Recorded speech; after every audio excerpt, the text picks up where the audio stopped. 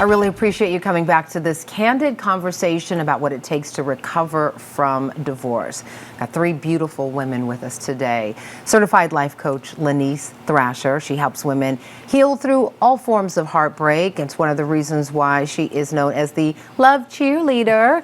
Portia viewers, Mercedes Smith and Lori Hanford, they're here as well. All of these ladies learned how to push through, and they're sharing their life lessons with others. Okay, so what I have learned not to do is ask how long you were married, right? Because there's how long you were legally married, and then and honestly, how long things were good.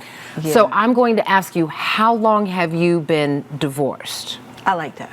Yeah, I like that one. Because it's complicated, right? It is. No It shade is. to the men to whom we were married, but how Yes. long have you been divorced? Because that's the focus, the recovery. Mine's is 15 years.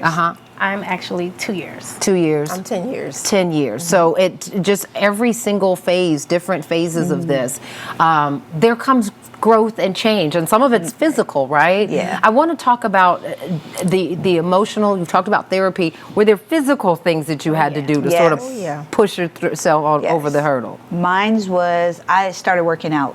Okay. I got up at 5 o'clock in the morning, drove an hour to a gym, 6 Oh. o'clock in the morning. Wow. I did, yeah. But because it was a safe space for me. My trainer, Ramisi, and Okay, it was a trainer connection. I yeah, gotcha. it was a Okay. trainer because he was like, you got to get out of bed. And when Yeah. you look good, you feel good, because I Yeah. was in that slumpy stage, you know. And then it's like, I just started seeing my body transform. And I was like, okay, I like my legs. Wait a second now. Yeah, hold on. Whose waist is that? Right, I like I'm the just saying. legs. So I started Mercedes, how about for working you? out. For me, it was working out as well, but Yeah. I took a lot of self-care. So I never got to travel, so I started going everywhere I wanted to go with my kids. And I just Well, you thought took about the us. children. I took them. Good. We went everywhere we wanted to go. I don't know how many times we went to Disney, Universal Studios. Well, I'll salute you if it was everywhere. more than. Oh, yeah. Well, that's Everywhere. a lot. Yeah. But I financially, I started learning how to do it. So that motivated me more on what I wanted to do and how I was going to do it. And I just got like this urge, like, I need to do another trip. I need more money. I need to do this. I love how I look on the beach now. I love what I look like, and it felt good. Then I started. love that for I started you. loving that about That myself. sounds so empowering, and I'm hoping that there's some woman who will hear that and know that she's going to love And how it she started looks off again. little. It wasn't big, extravagant.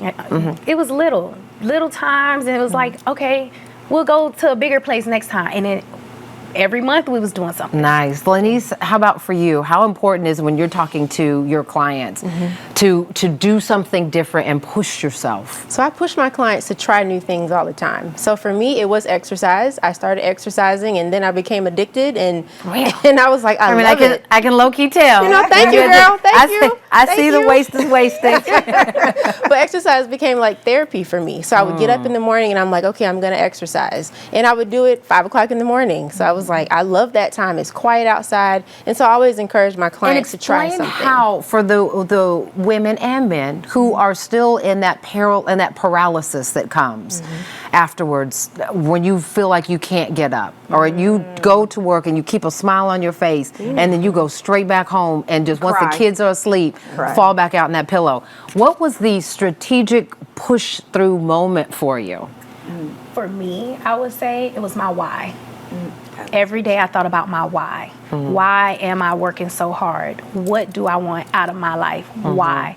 And every time I looked at my kids, I didn't look back no more, because the divorce was something that was in the past now. Right, I have right. to look at what my why is. Okay, I'm not my past. I'm not my divorce. I'm not whatever this person has said, all the bad things that you hear about, right? Yeah. You hear it gets nasty, but I'm not none of those things. It's what's my why. So I woke up every day, you know what? My why, I wrote it down. I'm going to be successful. I'm going to make sure my kids are proud. They don't even remember that stuff. Yeah. They don't feel it, Right, you know? they're And so resilient. so- that, and we're talking about the push around. I'd love to hear from either of you too. What's that advice for, okay, we're not going to keep crying every night now. Mine's is, I knew I was powerful. I knew I was powerful beyond measure, and I lost myself. And I knew, because my mom died when I was 11, I knew I was what my kids needed. You know what I mean? So they were my big motivation. And I just took little steps. And I was like, Lori, you're this. And when you go back to that why, when God tells you your why, your purpose, your passion, your why, nothing can stop you. And you have to get up every day. You make yourself get up. Yeah. Just make yourself get up. Lanise, I understand you and I have something in common. Did some major hair changes changes. Yes. I did a big chop. What'd you do? I cut my hair. Yeah. I cut my hair. So I was exercising and I was like, I want a new look. I want a new look. So I just cut my hair. I was like, I was going to cut it all. I mean, I didn't cut it all off, but I did cut a significant amount where it was all on the floor. And I was like, all right, we just did that. Yeah, Like, yeah. we That's just how I did feel that. when Lisa cut off all of mine. You saw that picture. She was like, no, we're just going to let things go. Part of Yes. this is letting go, right? And I see here with you, you let a lot go too, let a and lot it go. looks amazing. my Thank And it you. might seem, some people might think that just sounds so trivial, but sometimes it's really about finding a way to look at yourself again. Yes. Right? And see you again, because you're trying so hard to rebuild Exactly. your sense of who you are and who's the woman who's going to show up tomorrow. Yeah. Exactly. Right? Because we're going to stop feeling sorry for the one who's divorced. Yeah. I'm wondering, we've got just a few seconds here, but I want you to think about this question as we go into the break. Biggest lesson that you have learned about the divorcing version of you and what this evolved version of you would tell her. Does that make sense? What you would say to the crying on the pillow version. All right? We'll have those answers when we return. Stay with us.